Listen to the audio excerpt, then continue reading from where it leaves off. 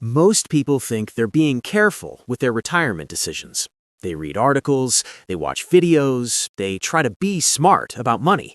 And yet, millions of people end up making one decision that quietly costs them more than almost any other financial mistake they'll ever make. Not because they're reckless, not because they're uninformed, but because they're afraid. Hi, my name is Bryony, and I spend way too much time thinking about why people who look financially reckless are sometimes better prepared for disaster than people who did everything right. If you've ever felt vaguely unsettled about how dependent your entire financial life is on one company, subscribe and hit. There's a specific kind of fear that shows up right around retirement age. It sounds logical, it feels responsible, it even feels urgent. What if I wait and something goes wrong? What if the system changes? What if I don't live long enough to benefit? So they act, they claim early, and in that moment, what feels like a safe decision becomes a permanent one. A decision that can quietly reduce lifetime income by hundreds of thousands, not temporarily, not correctable later, permanent. What makes this worse is that there's no one officially guiding you through it. The system that provides the benefit won't tell you what to do. The tools available to you openly admit they shouldn't be used for real planning. And yet, you're expected to make one of the most important financial decisions of your life using exactly that. So, people simplify it. They reduce it down to one question: when do I start collecting? But that's the wrong question, because what's really happening is much bigger than just choosing a start date. It's a chain reaction. One choice that affects not just your income today, but your income decades from now. Your partner's income, your taxes, your flexibility, and your margin for error when life doesn't go according to plan. To understand this properly, you have to look at what really happens when someone claims early. Imagine a system where the moment you step in, the rules change for you permanently. Every payment is smaller. Every future increase builds on that smaller number, and nothing you do later fully resets it. That's how this works. The earlier you step in, the lower your base becomes, and everything that follows, every increase, every adjustment, compounds from that reduced base. At first, the difference doesn't look dramatic. A few hundred less per month might not feel life-changing in the moment, but over time, it grows, because those adjustments stack, year after year. And the gap between someone who started early and someone who waited doesn't stay the same. It widens, quietly at first, then noticeably, then dramatically. By the time you look back 10 or 15 years later, it's no longer a small difference. It's a completely different financial reality. And here's where most people misunderstand the situation. They assume they're making a personal decision. They think this only affects me, but that's not true. Because for anyone who is married or has a long-term partner, this decision doesn't just shape one life, it shapes two. There's a hidden layer that almost no one talks about clearly. At some point, one partner will outlive the other. That's not pessimistic, it's statistical reality. And when that happens, the income structure changes. Two payments don't continue, only one remains. And which one remains depends entirely on the decisions made years earlier. If the higher-earning partner locked in a lower amount by claiming early, that lower amount becomes the survivor's income, not temporarily, not partially, fully, for the rest of their life. This is where the real cost often shows up, not during the early retirement years when everything feels manageable, but later, when one person is alone. Expenses shift, options shrink, and income is fixed. Decisions made in a 20-minute window years earlier suddenly define the next decade or more. And most people never modeled that scenario. They ran the numbers on themselves. They didn't run the numbers on what happens after them. There's another layer that complicates this even further: taxes. Most people assume their retirement income will be relatively simple, maybe even lightly taxed. But what actually happens can be very different. Because retirement income doesn't come from just one source. It's a mix: withdrawals from savings, investment income, and benefits layered on top. And when those layers combine in certain ways, they trigger thresholds, not obvious ones, not clearly communicated ones, but thresholds that change how income is taxed. So instead of a predictable tax rate, you can end up in a situation where each additional dollar creates the ripple effect. $1 doesn't just get taxed once, it can cause other income to become taxable too, which means the real tax rate, the effective rate, can be much higher than it appears. And here's the catch. The timing of when you start collecting plays directly into this. Start earlier, and you shrink your flexibility. Start later, and you may increase your income, but also your exposure to these interactions if you didn't plan ahead. So the decision isn't just about maximizing income, it's about coordinating timing across multiple moving parts, across multiple years, across 2 lives. That's why the people who get this right don't treat it as a single decision. They treat it as part of a system. They don't just ask, when should I start? They ask, what sequence of decisions creates the best long-term outcome? They think in timelines. They think in trade-offs. They think in probabilities, not certainties. And most importantly, they think beyond the present moment. Because the biggest trap in all of this isn't lack of information, it's how we naturally think. We're wired to prioritize what's immediate, what's visible, what's certain. The future feels abstract, distant, almost like it belongs to someone else. So when faced with a choice between money now and more money later, the present version of ourselves tends to win, even if the future version pays the price. This isn't a flaw in intelligence, it's human behavior. But in this context, it becomes expensive, very expensive, because the system is designed in a way where small early decisions have long-lasting consequences, and reversing them later is either impossible or only partially effective. So, the real advantage doesn't come from knowing one trick or one rule. It comes from seeing the full picture before making the move. Understanding how timing, longevity, taxes, and partnership all intersect, and then making a decision that holds up not just today, but 10, 20, even 30 years from now. There's a moment that happens in almost every retirement conversation that sounds completely reasonable. It usually goes something like this: I've done the math. That sentence carries confidence. It signals responsibility.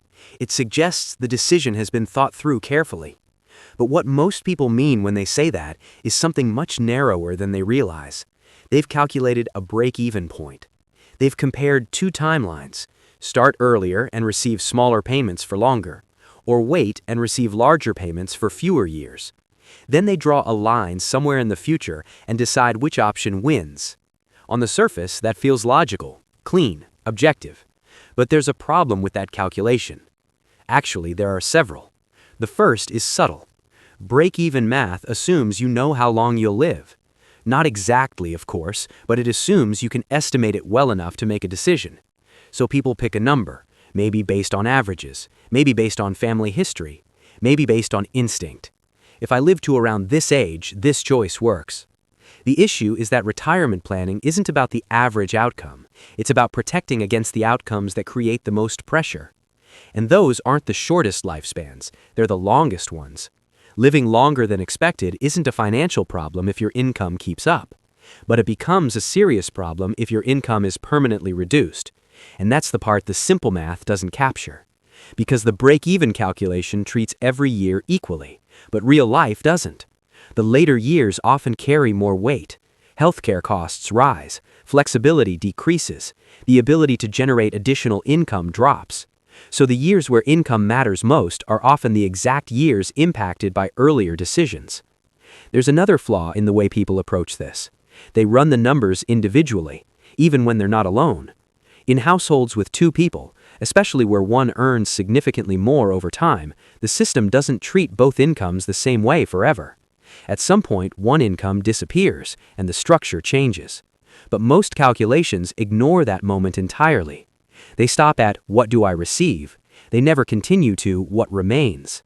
This is where a quiet but massive gap opens up, because the higher earner's decision doesn't just determine their own income, it sets a ceiling that eventually becomes the floor for someone else. And if that ceiling is set too low, it stays that way, year after year, with no adjustment. To see how this plays out, imagine a couple nearing retirement. They've done well enough, not extreme wealth, not struggling, a mix of savings, some investments, and a steady work history. One partner earned more consistently over the years. The other contributed in different ways, sometimes working part-time, sometimes stepping back. They sit down together and talk about when to start collecting. The higher earner is leaning towards starting early. It feels practical. It brings money in sooner. It reduces the need to draw from savings. It feels like taking control. They look at their current expenses. They look at their savings balance. They look at a rough life expectancy number. And the decision seems clear. Start now. Everything works on paper, for now. What they haven't done is extend that paper far enough into the future. They haven't modeled what happens if one of them is no longer there. They haven't asked what income looks like in that scenario 10 years after it happens. Because the first few years might still feel manageable. There may still be savings. There may still be flexibility. But over time, those buffers shrink. And what remains becomes more important. This is where the earlier decision reveals its full impact. A smaller base income doesn't just stay smaller, it compounds into constraint. Fewer options, less margin, more pressure on every other decision. Now compare that to a different approach. Same couple, same starting point, but they shift how they think about the decision. Instead of asking, how do we maximize income early, they ask, how do we protect income later? That single shift changes everything. Now the timeline matters more. Now survivorship matters more. Now stability matters more than immediacy. So they delay, not because they have to, but because they understand what they're building. They're not just increasing a monthly number, they're increasing a guaranteed baseline that will exist regardless of what happens to markets, health, or circumstances. They're effectively creating a stronger financial floor. And floors matter more over time than ceilings, especially in uncertain environments. Years pass. The early years require more intentional planning. They draw from savings. They manage expenses more actively. It's not always comfortable, but it's controlled. Then the higher income phase begins, and it doesn't just feel different, it is different. Because now the system is working in their favor. The larger base grows over time. Adjustments amplify a bigger number. And when life eventually changes, as it always does, the remaining income reflects those earlier decisions. The surviving partner doesn't step down into a reduced structure. They continue on a stronger foundation. That difference isn't theoretical. It shows up in real choices. Where to live, how to handle healthcare, whether to rely on others or remain independent, what level of stress exists around money, and perhaps most importantly, how much control remains. All of that traces back to a single decision that once seemed simple: start now or wait. This is why the people who approach this strategically don't rely on a single calculation. They layer multiple perspectives. They consider best case, worst case, and most likely scenarios. They look at timing not just in isolation, but in relation to everything else happening around it. And they accept something that most people resist, that the optimal decision often feels uncomfortable in the short term, because it requires patience, it requires trust in a longer timeline, it requires going against the instinct to secure something immediately. But that discomfort is often a signal, not that the decision is wrong, but that it's different from the default. And the default in this case is what leads most people into suboptimal outcomes. There's also a psychological layer here that's easy to overlook. When people think about the future, they tend to imagine a version of themselves that feels distant, almost like a different person. That version doesn't carry the same emotional weight as the present. So when trade-offs appear, the present self gets priority. Money now feels more valuable than more money later. Certainty now feels safer than potential later, even if the potential is actually far more likely. This isn't irrational, it's human. But systems like this reward the opposite behavior. They reward patience. They reward long-term thinking. They reward coordination across time. So the advantage goes to the people who can step back from the immediate moment and evaluate the full arc. Not perfectly, not with absolute certainty, but with enough awareness to avoid the biggest structural mistakes. Because once those mistakes are locked in, the system doesn't adjust itself for you. It simply continues, and you live inside the outcome. For years, sometimes decades. That's what makes this decision different from most others. It doesn't just influence your finances, it defines the boundaries within which your future decisions will be made. And once those boundaries are set, everything else has to work inside them. There's a moment in retirement planning where everything still looks fine on the surface. Income is coming in, accounts still have balances, nothing feels broken. And yet, underneath that stability, something has already been set in motion. A slow shift, not obvious at first, but powerful over time. It doesn't come from market crashes, it doesn't come from bad investments. It comes from how different income streams interact with each other. And most people don't see it until it's already happening, because no one presents it as a single clear event. It's not labeled, it's not announced. It just quietly changes the way your income behaves. To understand it, you have to zoom out. Retirement income isn't one thing, it's a combination of multiple sources layered together. Savings withdrawals, investment income, benefits, and eventually required withdrawals from certain accounts whether you need them or not. Each of these pieces has its own rules. Individually, they're manageable, but when they overlap, the rules start to interact, and that interaction is where things get complicated. There's a specific threshold effect that shows up when income crosses certain levels, not dramatically at first, but enough to change how much of your income is actually yours to keep. The key detail is this: not all income is treated equally. Some income triggers other income to become taxable. So instead of a clean linear system where you earn $1 and pay tax on that dollar, you get something very different. You earn $1 and it pulls other dollars into taxation with it, which means the real cost of that $1 is higher than it appears. At first, this feels minor, a small inefficiency. But over time, especially as income sources stack, it becomes more noticeable, then more impactful, then something that shapes decisions. Because now, withdrawals aren't just about what you need, they're about what they trigger, and that changes behavior. People start adjusting, pulling less here, more there, trying to stay under certain invisible lines, trying to avoid activating additional tax layers. But by the time they're reacting, the structure is already in place. And that structure was influenced by decisions made years earlier. This is where timing becomes critical, because there's a window, an earlier phase of retirement, where income is often more flexible. Work income has ended or reduced. Benefits may not have started yet. Required withdrawals haven't begun. For a brief period, there's more control, more room to shape how future income will look.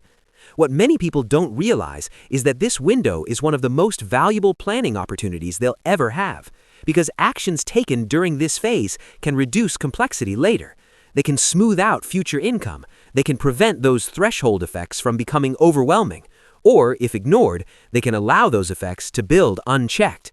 The difference isn't visible immediately. It shows up later, when flexibility is lower, when decisions feel more constrained, and when reversing course is much harder. Let's walk through a realistic progression. Someone retires in their early 60s. They've accumulated savings over time. A significant portion sits in accounts that haven't been taxed yet. They delay drawing from those accounts initially. Instead, they rely on smaller income sources or partial withdrawals. Eventually, benefits begin. Now there's a steady income stream layered on top. Still manageable, still feels under control. Then, later, another rule activates: required withdrawals. Money that must be taken out whether it's needed or not. Now the structure changes again. Income increases, but not necessarily by choice. And here's where the interaction intensifies. Because now every additional withdrawal doesn't just add income, it potentially changes how other income is taxed. So even if spending needs haven't increased, taxable income has, and the portion of income exposed to tax has expanded. This creates a kind of compression, less flexibility, more forced decisions, and a growing awareness that something could have been done earlier. Not to eliminate taxes completely, but to control when and how they show up. Now contrast that with someone who recognized that earlier window. Instead of waiting, they acted during the flexible years. They gradually shifted portions of their savings structure, not all at once, not aggressively, but intentionally. They accepted some tax impact early in exchange for more control later. So when income streams begin stacking, the interaction is softer. The thresholds are less aggressive. The system feels more stable. Not because they avoided complexity entirely, but because they managed it before it compounded. This is one of the biggest differences between reactive and proactive planning. Reactive planning adjusts after the structure is built. Proactive planning shapes the structure before it hardens. And in retirement, once certain elements lock in, flexibility decreases significantly. This ties directly back to the earlier decision about when to start collecting. because that decision influences how much room you have during that flexible window. Start earlier and you introduce fixed income into the system sooner, which reduces the space available for adjustments. Wait longer and you preserve more of that space, giving yourself time to align the other pieces before everything overlaps. This doesn't mean one choice is always right for everyone, but it does mean the choice isn't isolated. It affects everything that comes after it. And that's the part most people never fully map out. They see the starting point. They don't see how it connects to the rest of the timeline. There's also an emotional component to this phase, because during those early retirement years, things often feel stable. There's relief from leaving work. There's satisfaction in reaching the milestone. There's a sense that the hardest part is over. So urgency drops. Planning feels less critical. And that's exactly when the most important structural decisions should be made. Not because something is wrong, but because things are still flexible. Once income streams fully layer in, that flexibility shrinks, and decisions become more about managing consequences than shaping outcomes. Another subtle factor is how people perceive taxes in retirement. There's an expectation that taxes will naturally be lower, and in some cases that's true, but not always. Because while work income may be gone, other forms of income replace it. And depending on how they interact, total taxable income can remain similar or even increase, especially when forced withdrawals enter the picture. So instead of a smooth decline in tax exposure, you get a more uneven pattern. Lower in some years, higher in others, and sometimes unexpectedly high due to those interaction effects. This unpredictability is what creates stress, not necessarily the amount paid, but the lack of control over when and how it's paid. And again, that control is largely determined by earlier decisions made during a period when everything still felt optional. This is why people who approach this strategically don't just focus on maximizing income, they focus on smoothing income. Stability over time becomes more valuable than peaks, because stable income is easier to manage, easier to plan around, and less likely to trigger unintended consequences. They think in terms of ranges, not exact numbers. They aim to keep income within certain bands where the system behaves predictably, and they use the early years of retirement to position themselves within those bands.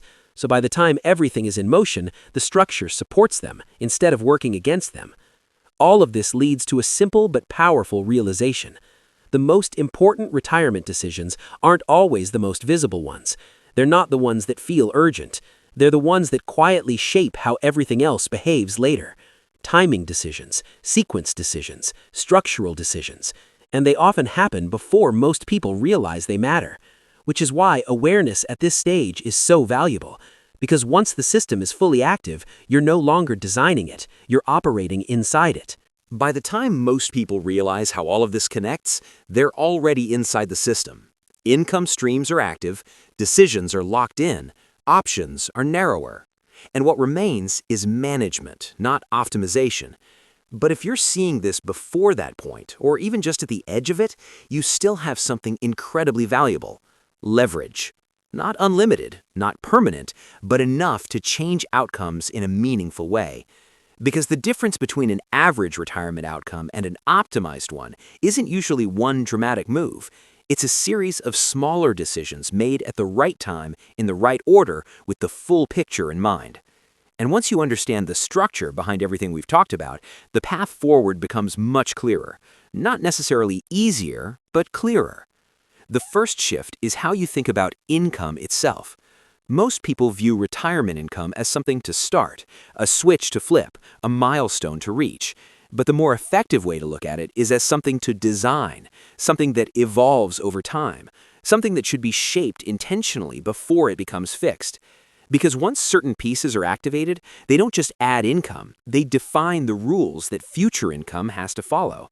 So instead of asking when to begin, the better question becomes, what sequence of income creates the most stable and efficient outcome over time? That question forces you to zoom out, to look beyond the next year, beyond the next 5 years, and into the full arc of retirement. It changes the focus from immediate gain to long-term resilience. The second shift is understanding what truly needs to be maximized. It's not monthly income in the early years. It's not even total lifetime income in isolation. It's sustainable income under uncertainty. income that holds up across different scenarios, across longer lifespans, across changing health conditions, across market volatility. Because the biggest risk in retirement isn't that things go slightly off plan, it's that they go significantly off plan and there's no flexibility left to respond. So the goal isn't to chase the highest possible number, it's to build a structure that continues to work even when assumptions change. That's where stability becomes more valuable than optimization in a narrow sense. The third shift is recognizing the importance of sequence, not just what decisions you make, but when you make them. Because timing determines interaction, and interaction determines outcome. Two identical decisions made at different times can produce completely different results. So instead of thinking in isolated choices, you start thinking in order. What happens first? What happens next? What needs to be positioned before something else begins? This is especially important in that early retirement window. Those few years where income is more flexible are not just a transition phase, they're an opportunity, a chance to align everything before the system becomes more rigid. And once you see it that way, it changes how you use that time. It's no longer just about covering expenses, it's about preparing the structure that will carry you forward. The fourth shift is how you evaluate trade-offs, because every decision in this process involves one. Take something now versus more later. Pay something now versus potentially more later. Simplify now versus optimize over time. There's no way around these trade-offs, but there is a better way to evaluate them. Instead of focusing only on the immediate impact, you weigh them against their long-term effect on flexibility. Does this decision increase or decrease your ability to adapt later? Does it widen or narrow your options? Does it create stability or introduce additional variables? When you frame decisions this way, the best choice often becomes more obvious, even if it feels less comfortable in the moment. Because you're no longer optimizing for the present, you're optimizing for the entire timeline. And that leads to the fifth and most important shift. You stop treating this as a one-time decision and start treating it as a coordinated strategy. Because everything we've covered, timing, interaction, survivorship, taxation, and sequence, they don't operate independently. They overlap. They influence each other. They amplify or offset each other depending on how they're aligned. So trying to solve one piece without considering the others is what leads to suboptimal outcomes. Not because the individual decision was wrong, but because it didn't fit into the larger system. This is why people who get the best outcomes don't rely on isolated calculations. They build a model, not necessarily a complex one, but a complete one.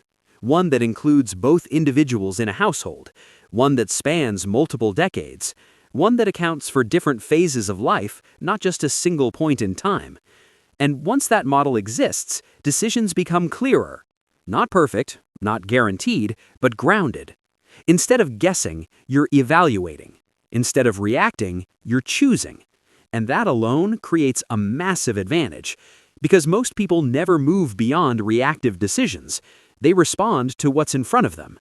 They adjust as things happen, but they never step back far enough to shape the system itself. So here's what this looks like in practical terms. You start by mapping out your income timeline. Not just what you expect to receive, but when each piece begins. You identify the flexible years, the years where you still have control over how income is generated. Then you look at the fixed years, the years where income becomes more structured and less adjustable. Your goal is to use the flexible years to improve the fixed years, not by guessing, but by intentionally positioning each piece. You evaluate how decisions made now will affect income later. You test different sequences. You compare outcomes across multiple scenarios. And you focus less on exact numbers and more on direction. Are you moving toward more stability or less? More flexibility or less? More efficiency or less? Those directional improvements compound over time, just like everything else in this system. You also bring the household into the equation fully, not just as two individuals, but as a single financial unit that changes over time. You consider what happens when one income disappears, what remains, what continues, and whether that remaining structure is strong enough to support the next phase. If it isn't, that becomes a priority, not something to deal with later, because later is when options are limited. And finally, you acknowledge something that most people avoid. You don't need to do this alone. Not because you're incapable, but because the system is complex enough that a second perspective can reveal things you might miss. Not just any perspective, but one that is aligned with your outcome. One that isn't tied to selling a product. One that focuses purely on optimizing the structure you're building. Because the value in that guidance isn't in telling you what to do, it's in showing you what's possible, what different paths actually lead to, and where the hidden trade-offs exist. When you have that clarity, decisions stop feeling like guesses. They become informed choices. And that's ultimately what this entire process is about.